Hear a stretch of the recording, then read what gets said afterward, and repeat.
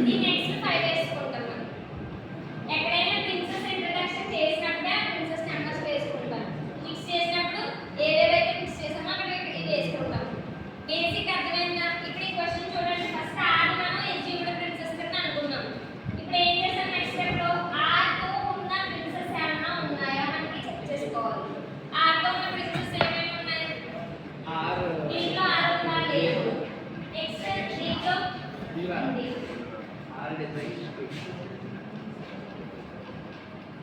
ఇది ఉంది. ఇంకేమైనా ఉన్నాయా? లేదు. సో ఇది ఇక్కడ రాసుకున్నాం మనం. ఆ princess number 2, rule number 2, rule number P. P ఎందుకు వచ్చింది? సేమ్ ఇక్కడ ఉన్నది రాసుకున్నాం కాబట్టి రూల్ నెంబర్ పి వచ్చింది. అర్థమైందా? నెక్స్ట్ ఇక్కడ వచ్చినప్పటికి ఇంటిగ్రేషన్ ఫార్ములా ఏంటి? P integration Q is equivalent to negation P disjunction. ఇదే కదా ఇక్కడ యూజ్ చేశారు. ఇంటిగ్రేషన్ ఫార్ములా ఏ కదా చేంజ్ అయింది. అవునా కదా?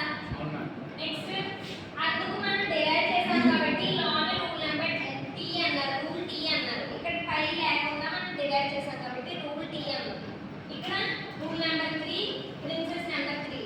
నెక్స్ట్ ఇక్కడ ఉన్న వేరియబుల్ ఈ ఎక్స్ప్రెషన్ లో ఉన్న ప్రిన్సెస్ ఇక్కడ ఏమైనా ఉన్నాయా? దాని కంటిన్యూషన్ ఉన్నాయా లేదా? ఇంకా ఇది ఒకటే ఉంది. ఏం చేశాడో చూడండి. దీన్ని మిక్స్ చేశాడు. ఎందుకు? ఫార్ములా ఉంది. ఫార్ములా ఉంది P, P integration Q is equal to P. Formula ప్రకారం P,